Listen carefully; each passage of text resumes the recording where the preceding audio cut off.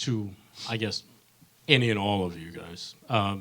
After overcoming some initial sloppiness and taking a, 3-point lead into the third quarter, what in your mind went wrong for you guys in that third quarter to allow them to outscore you, 28-15, and to just be more crisp on the offensive end than you guys were? Yep. Great question. I wish I knew the answer.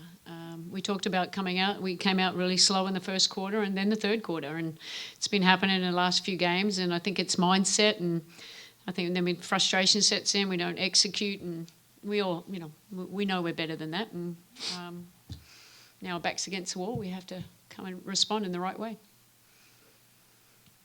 Stewie, they played solid defense to hold you guys to, I think, a season-low points. Were they doing anything special, or just shots weren't falling today? What was the difference? I think they were being aggressive, blowing things up for us, but I don't think we handled it well. We didn't stay poised or composed. We had the ability to get to the second and third side, and we just didn't do that today. So it's a little bit frustrating, to drop this one at home. But we'll bounce back. We'll watch film tomorrow and be ready for Tuesday. Sandy, I have one, and also Howard can't be here, so one on his behalf. I'll start with that one. How much does it sting for you to see Beck Allen have a game like she did? Yeah, look, Beck was here. She had a great game. Not happy she had a great game, but she's, she did what she did. She really helped her team. It wasn't just scoring. It was her defense, her length bothered us, her rebounding, her cutting. She was a handful for us tonight. So, hopefully we don't let her play as well next game. And another one, it looked like KT was more comfortable guarding Dewanna. How exactly can you make sure that B gets a more favorable matchup to defend, and also just make sure that the bench is put in its best position to be able to contribute? Yeah, I thought KT did well, and that's something we'll go back and look at. B had a tough night tonight, but usually she's pretty on tough for us and defensively guarding the best players. But that's why we have a team. These two here can also guard DB, and we got to have a little bit more versatility and be sharp. So, us coaches just need to put a better game plan in place and be ready to go. Stewie, what makes Alyssa Thomas such a tough defender, and how did you see just the Connecticut defense make life hard for you tonight offensively? I think just the way that she's able to really move her feet, use her body to defend, to get her hands in passing lanes, and that's what makes it tough, is her ability to guard multiple positions. And Connecticut, they knew where I was all night and made sure to continue to bring bodies. But credit to them. But we'll be back Tuesday. Hi, Miles back here. Question for anybody. In the first half, you guys had 18 points in the paint, but then just 4 after the break. What adjustments were they able to make that kept you from getting inside, getting towards the rim in that second half? And was that just a matter of the compounding frustration when some of those whistles weren't going your way? Yeah, like I said, I'll have to go back and watch the film too, but I think we're a little bit indecisive in some of our action. We talked about just getting to the rim, getting into the paint, and it's like we came off, it was semi-open, but then it closed, and then we didn't know what else to do, and I think we got stagnant with our offense. We're best when we're moving the ball, but I think we just started to looking in for the post players that weren't open, and everyone was just denying it and making it hard. And obviously Stewie, she just had so many people around her. So we've got to do better with our spacing, our cutting, and that's what we'll work on.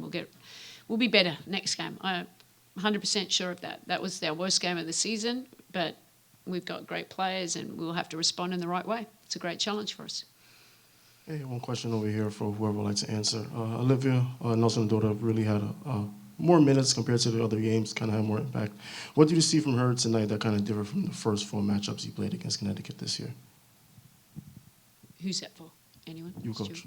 Oh, me. Okay. She's got great length. you know, and she's a versatile defender. You saw that she was hedging and trapping, and she was roaming around, and she floats around the basket. She was changing shots at the rim with her congestion, and I thought she played really well for him tonight. She complemented with, you know, DB. We kept her in check the first half, but I mean, she got, you know, made some tough basket, but got going in that second half. But you know, Nelson Adota, she just feeds off AT, obviously, and DB because, overhelp on that, and she's right at the rim. But yeah, she was good for them. Yeah, we've got to make her not so good. Hi, this is for anyone. So you had 0 fast break points for the whole game, and you had 2 points in the paint in the second half. It felt like you guys didn't have great energy. Like, was that maybe due to an afternoon game? Maybe Ophelia the Storm? Like, what contributed to, like, I think the low energy, the 0 fast break points, and then, like, the 2 points in the paint after the second half? Yeah, I mean, that's a crazy stat, isn't it? It's not. I didn't think we had right energy at all.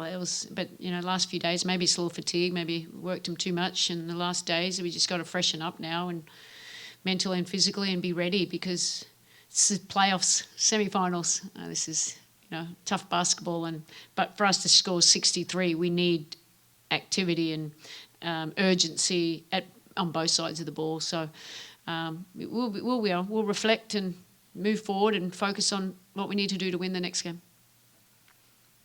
Hello, all. Sorry it didn't go your way tonight. Coach, my question will be for you. It's a two-parter. You touched upon it before on how Connecticut shut down the interior in the second half. I would like to know what they did specifically to shut down Jonquel Jones, who had a strong first half. And finally, my second part is, what was your message to the team in the locker room after that? Yeah, look, they brought a crowd to JJ. They're bringing more of a crowd. We didn't put her in as best positions because the pressure that was being put on us. I think we handled the pressure as well as we know we can, and we didn't have great spacing, and we got stuck in and not moving second and third side and getting downhill to create wide open looks, and then, like I said, stagnant. But that's something that we know we can fix because we have played great all season long. That's a bit of a bad game for us, but to learn from. But my messaging is, okay, we just lost at home. We can't lose 2 at home. I mean, that's it. That's what it comes down to. We got to win this next game. This is our playoff. This is our knockout game. And we got to bring energy, whatever we need to do. And we got to make sure that we stay together, most importantly. Okay, we've lost a game, okay, but we can make changes, and we got to all stay together and believe that we can get this done. Appreciate your time and insight. Thanks. Coach, on that, and then Perry in the back. A team that you've, I'm the floating voice of God. A team that you've, beaten 4 times in the regular season, blown out here twice. Is there any semblance of, hey, just burn the tape, bury the tape onto the court and move on to the next one? Or do you think there's palpable things here, that you can learn from to glean for the rest of the series? Yeah, I think that obviously that was their best game, even though we've had, some tight games against them, and but they were ready to go. They've got a lot of experience in these moments, and that showed tonight. You saw that with the players that they had out there. We'll learn from the tape.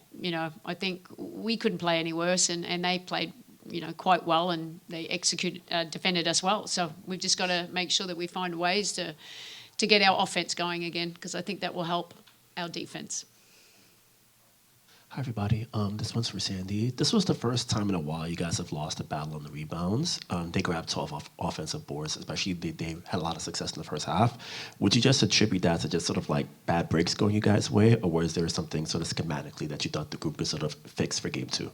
Yeah, look, they hit the boards, and we talked about it. We were talking about that's Beck Allen, Carrington, Hayes. They're all going to come in and get 50-50 balls, and we didn't do that really well. There was one possession, I think, 3 times in a row. We didn't even come up with the ball, and that's effort.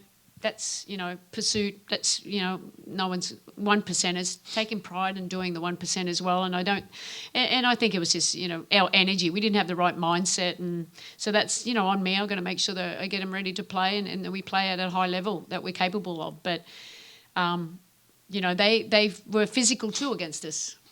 So we have to find a way to get, not let them out-rebound us.